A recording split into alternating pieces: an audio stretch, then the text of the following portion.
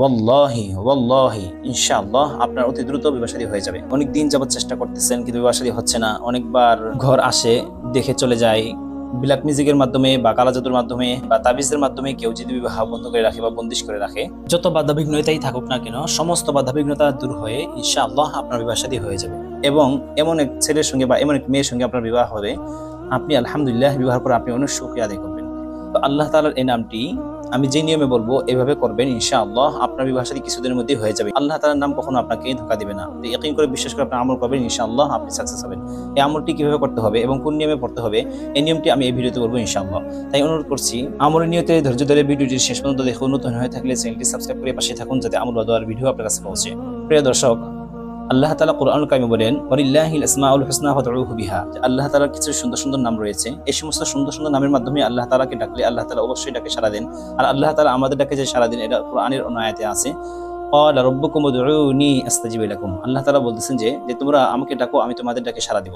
আপনি চিন্তা করে দেখেছেন, আমরা যদি আল্লাহ তাআলার নাম ধরে ধরে যদি ডাকি, অবশ্যই আল্লাহ তাআলা আমাদের বিবাহ শাদী ঠিক করে দিবেন এবং যে ব্যক্তি আমার জন্য মঙ্গলকর হবে তার সঙ্গে আমার বিবাহ ঠিক করে দিবেন। এই আমলটি হলো যে প্রত্যেক দিন ফজর নামাজ পড়ার পরে সেই জায়গাতেই বসে ডান হাতকে বাম হাতের উপর এইভাবে রেখে মাত্র 41 বার পাঠ করবেন এই দোয়াটি। এই আমলটি করার আগে সর্বপ্রথমে আপনি 11 বার দুরূদ ইব্রাহিম পাঠ করবেন।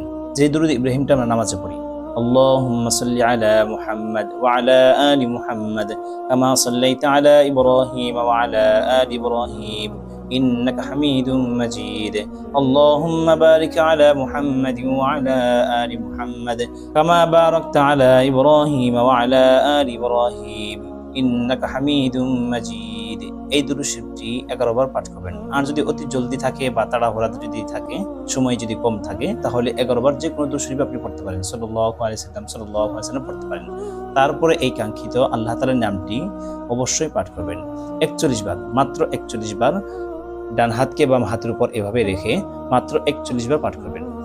আল্লাহ পাকের নামটি হলো ইয়া ফাত্তাহু, ইয়া ফাত্তাহু, ইয়া ফাত্তাহু।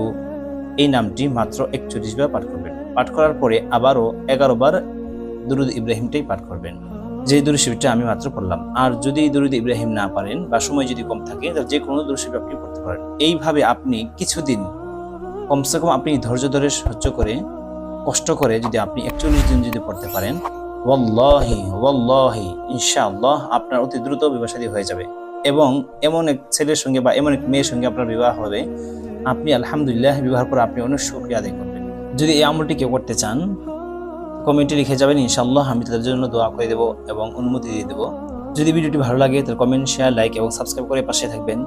কারণ আপনার একটা শেয়ার অন্য ভাইদের মুসিবত দূর হওয়ার কারণ হতে পারে, আপনার জন্য সদকায়ে জারিয়া হবে।